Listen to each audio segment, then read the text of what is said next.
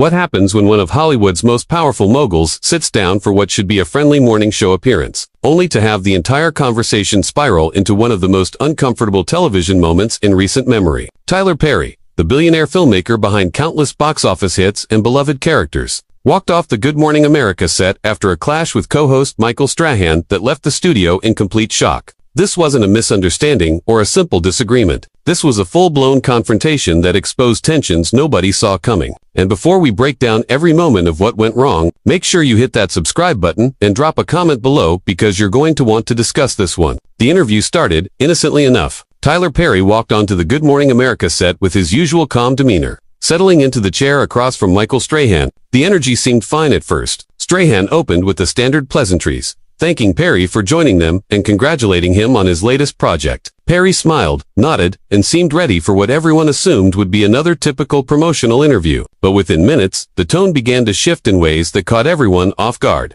Strahan leaned forward, transitioning from the warm-up questions into something more pointed. "Tyler, you've built an empire. There's no question about that," Strahan said, "but there's been a lot of conversation lately about representation in your films, particularly when it comes to how black men are portrayed. Some critics have said your work leans heavily into stereotypes. What's your response to that?" Perry's expression changed immediately. The smile faded, replaced by something harder to read. He paused, taking a breath before responding. "Michael, I appreciate the question, but I think there's a fundamental misunderstanding about what I do," Perry said, his tone measured but firm. "I create stories for an audience that has been overlooked for decades. My characters aren't stereotypes. They're reflections of real people in real communities. If some critics don't understand that, maybe they're not the audience I'm speaking to." Strahan didn't back down. "But Tyler, when you have the platform you have, when you're one of the few black creators with this level of power in Hollywood, don't you think there's a responsibility to challenge those perceptions rather than reinforce them? I mean, we're talking about imagery that some people feel sets us back."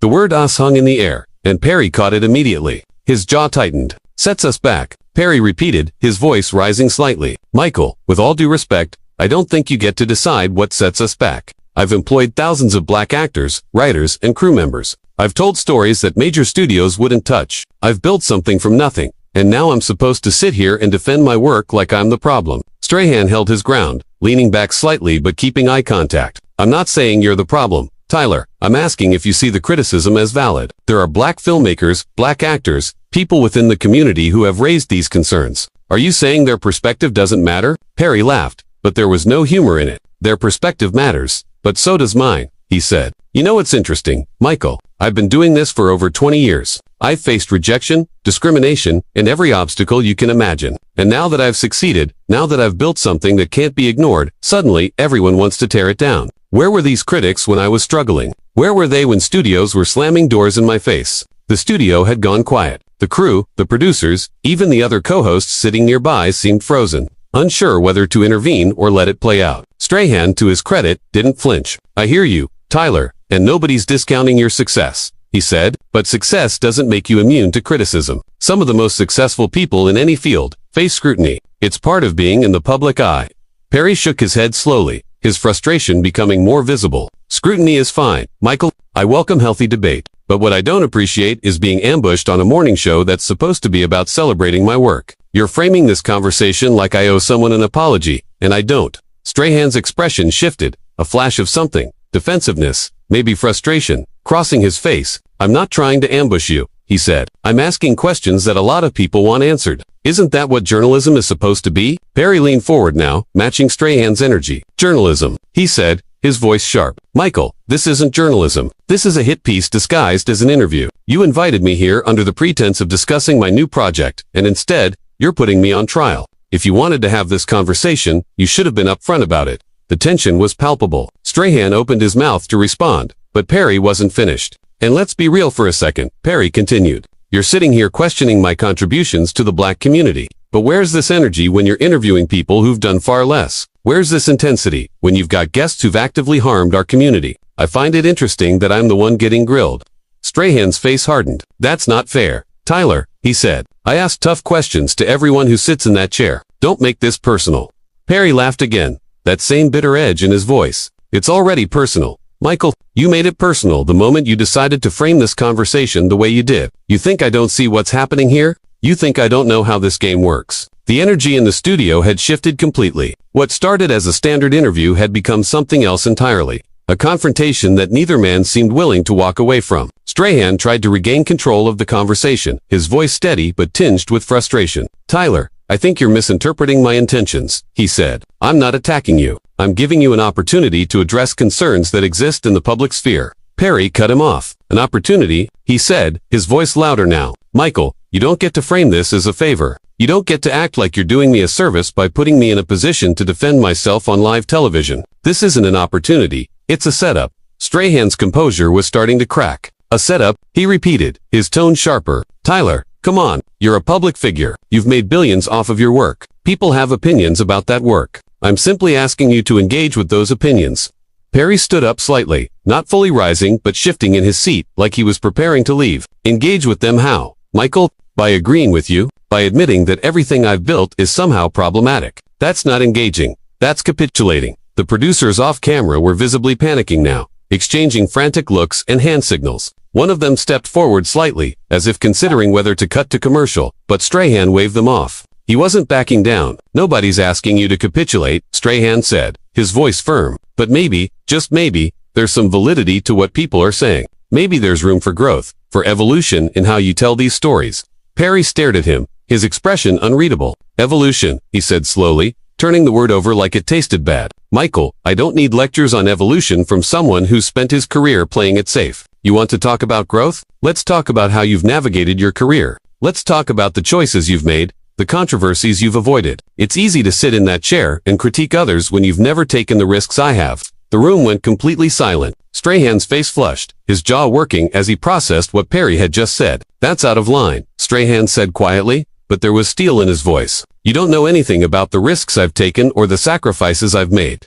Perry leaned back, crossing his arms. "You're right, I don't," he said, "just like you don't know anything about mine. But the difference is, I'm not sitting here questioning your legacy." Strahan took a breath, clearly trying to steady himself. "This isn't about legacy, Tyler. This is about accountability." Perry laughed, sharp and cold. "Accountability to who? Michael, to you. Two critics who've never created anything. I'm accountable to my audience. The people who show up for my films, who connect with my stories. That's who I answer to." The conversation had reached a breaking point. The producers were no longer trying to hide their panic. One of them stepped fully into view, gesturing toward Strahan, but he ignored them. "Your audience deserves better," Strahan said, and the words landed like a slap. Perry went still. For a long moment, he didn't move, didn't speak. Then, slowly, he stood up. "We're done here," he said, his voice quiet but absolute. Strahan stood up as well, his hands raised slightly in a gesture that could have been reconciliation or challenge. "Tyler, sit down," he said. "Let's finish this conversation like adults." Perry shook his head, already removing his microphone. "Adults," he repeated. "Michael, adults don't ambush each other on national television. Adults don't invite someone onto their show just to tear them down. You want to have a conversation about my work? Call me, set up a real discussion. But this," he gestured around the studio, "this isn't a conversation. This is theater, and I'm not performing for you." Strahan's expression hardened further. "You're walking away because you don't want to answer the questions," he said. "That's what this is really about. You can't handle criticism. So you're running." Perry stopped mid-motion, his hands freezing on the mic pack at his waist. He turned slowly to face Strahan, and the look in his eyes was ice cold. "Running," he said, his voice dangerously quiet. "Michael, I've been facing criticism since before you knew what a camera was. I've dealt with rejection, racism, and every form of disrespect you can imagine. Don't you dare stand there and tell me I can't handle criticism." Strahan stepped closer, closing the distance between them. "Then prove it," he said. "Sit back down and defend your work. Show everyone watching that you can handle a real conversation." Perry laughed, but it was hollow. "A real conversation," he repeated. "That's rich, coming from you. You know what I think, Michael? I think you're so desperate to prove you're a serious journalist that you're willing to sacrifice someone who's actually done something meaningful. You want to build your reputation by tearing down mine, and I'm not going to give you that satisfaction." The accusation hung between them, raw and cutting. Strahan's face twisted with anger. "That's what you think this is about," he said, his voice rising. "My reputation? Tyler, this has nothing to do with me. This is about you refusing to take responsibility for the impact your work has."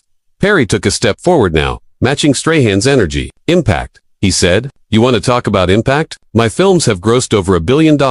I've created jobs for thousands of people. I've told stories that resonate with millions. What impact have you had? Michael, what have you built? What legacy are you leaving behind besides reading off a teleprompter? The insult landed hard. Strahan's jaw clenched, his hands balling into fists at his sides. You don't get to diminish what I do, he said, his voice shaking slightly. I've worked my entire life to get where I am, and I'm not going to apologize for asking hard questions.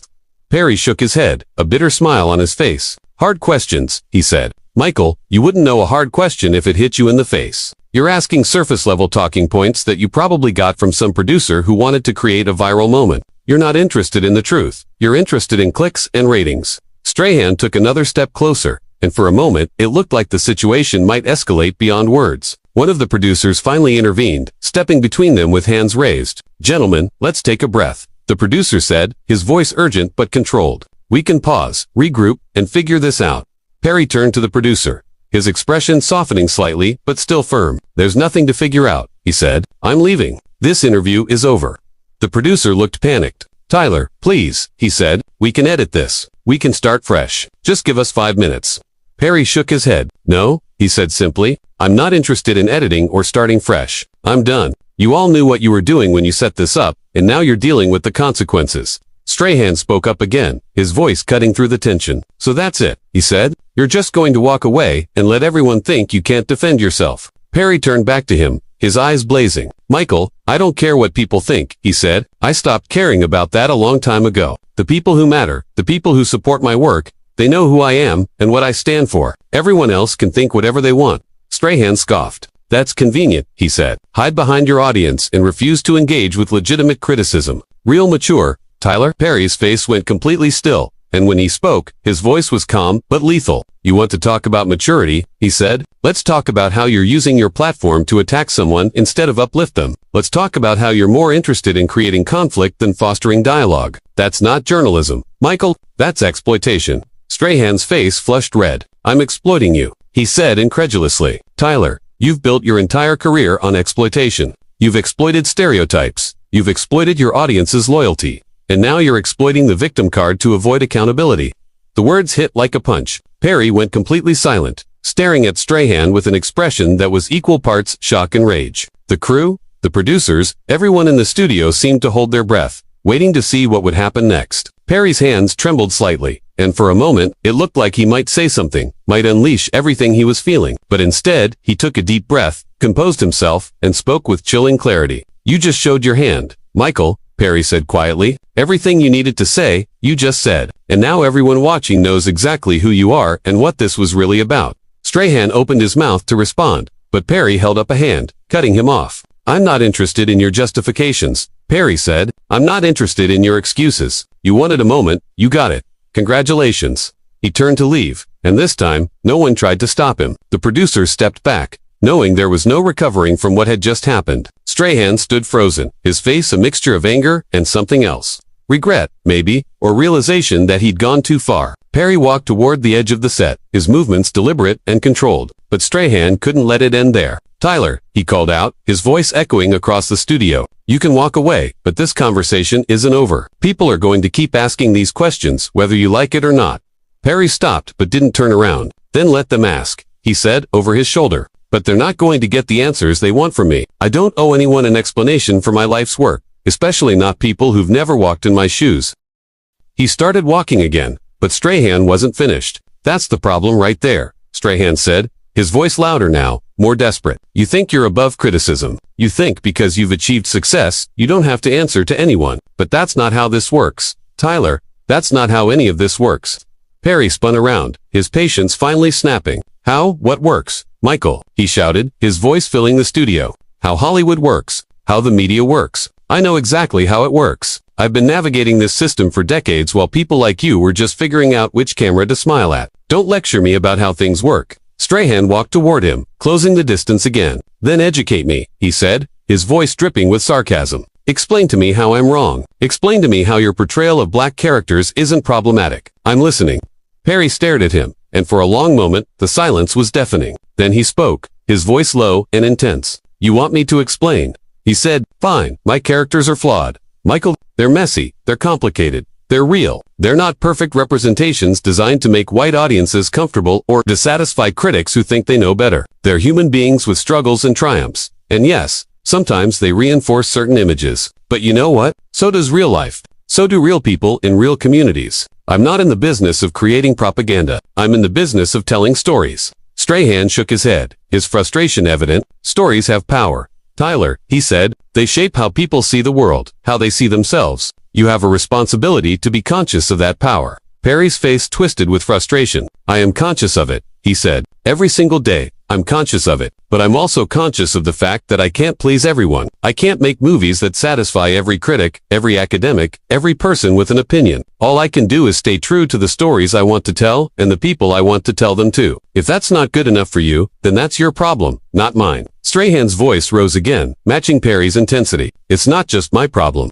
Tyler. It's the problem of everyone who's tired of seeing the same tired narratives repeated over and over. It's the problem of young black kids who grow up thinking those stereotypes are all they can be. Perry exploded. Don't you dare, he said, his voice thundering through the studio. Don't you dare use children as a weapon against me. I've done more for young black kids than you could ever understand. I've created scholarships. I've funded programs. I've given opportunities to people who had none. And my films, they show families, communities, resilience, and love. If you can't see that, if all you see are stereotypes, then maybe the problem is your perspective, not my work.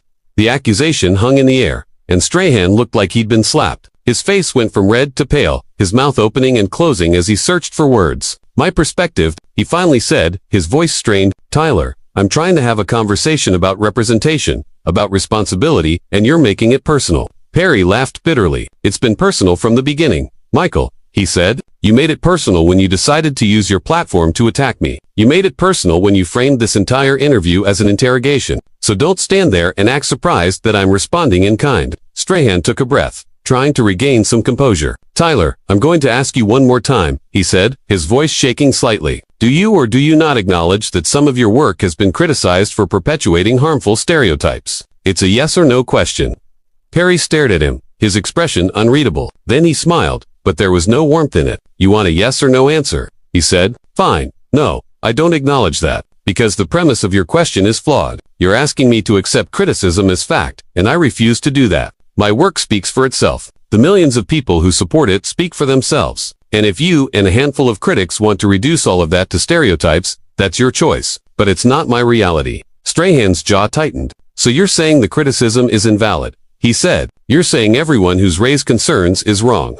Perry shook his head slowly. I'm saying that criticism is subjective. Michael, what you see as a stereotype, someone else sees as their grandmother, their uncle, their neighbor. You don't get to decide what's valid representation for an entire community. Nobody does. Strahan stepped forward again, his voice rising. But you're making that decision every time you create a character. Tyler, you're deciding what gets put out into the world, what images get amplified. And when those images are harmful, you can't just wash your hands of it. Perry's eyes flashed with anger. Harmful, he repeated, his voice cold. You keep using that word like it's some objective truth. But who decides what's harmful? Michael, you. A group of academics who've never lived in the communities I'm portraying. Perry took a step forward, closing the gap between them until they were nearly face to face. Michael, I am a black voice. My audience is made up of black voices. The actors I employ, the crew members I hire, the communities I support, those are all black voices. And you're standing here trying to tell me that those voices don't matter because they don't align with your narrative. Strahan didn't back down. This isn't about my narrative, he said. This is about accountability. Perry's laugh was sharp and bitter. Accountability, he said. Where's the accountability for the studios that rejected me? Where's the accountability for the critics who ignored me until I became too successful to ignore? Strahan's expression shifted. That's deflection, Tyler, he said. You're deflecting from the real issue. Perry's face went hard. The real issue, he said slowly, is that you invited me here to publicly shame me. The real issue is that this entire interview was designed to make me look bad, and you're upset that I'm not playing along. Strahan's composure finally cracked completely. That's not true, he said, his voice loud and defensive. I'm doing my job. I'm asking questions that need to be asked. Perry shook his head. Your job, he said, his voice filled with contempt. Michael, your job is to read what's put in front of you and smile for the camera. Don't confuse that with journalism. The insult landed like a bomb. Strahan's face went completely white, his hands trembling at his sides. You don't know anything about me, he said, his voice barely above a whisper, but filled with rage. Perry's expression didn't soften. But I know what I see, and what I see is someone who's using me as a stepping stone. I'm not going to be part of it. Perry turned away, addressing one of the producers directly. I want my team contacted immediately, he said, his voice calm but firm. "I'm leaving now." Strahan watched, his face a mixture of anger and disbelief. "You're threatening legal action now," he said. "Tyler, this is a new low." Perry turned back to him one last time. "Michael, if you think protecting myself is a low, then you have a lot to learn about this industry," he said. "I've spent 20 years building something real, and I'm not going to let one misguided interview destroy that." Strahan laughed, but it was hollow. "Misguided," he repeated. "Tyler, this was supposed to be a conversation. You're the one who turned it into a spectacle." Perry's eyes narrowed. "I turned it into a spectacle," he said. "Michael, you ambushed me with loaded questions. You wanted a confrontation, and now you have one. I hope it was worth it." The two men stared at each other, the tension suffocating. Perry turned away again, this time for good. He walked toward the exit, his steps measured and deliberate. No one tried to stop him. As he reached the edge of the set, he paused, looking back over his shoulder. "For the record, Michael," he said, "I don't regret my work. I don't regret the choices I've made, and I certainly don't regret walking away from this." With that, he disappeared through the exit, leaving behind a studio full of stunned faces and one visibly shaken host. Strahan stood in the middle of the set, his shoulders sagging as the reality of what had just happened began to sink in. The producers rushed toward him, but Strahan wasn't listening. He stared at the empty space where Perry had been standing, his expression unreadable. The cameras were still rolling, capturing every moment of the chaos. And somewhere beyond the studio doors, Tyler Perry was already gone, leaving behind a moment that would be dissected and debated for days to come. So what do you think about this entire situation? Was Tyler Perry right to walk off, or should he have stayed and continued the conversation? Drop your thoughts in the comments below. And make sure you subscribe because we're going to be covering all the fallout from this interview. Let us know where you stand on this one.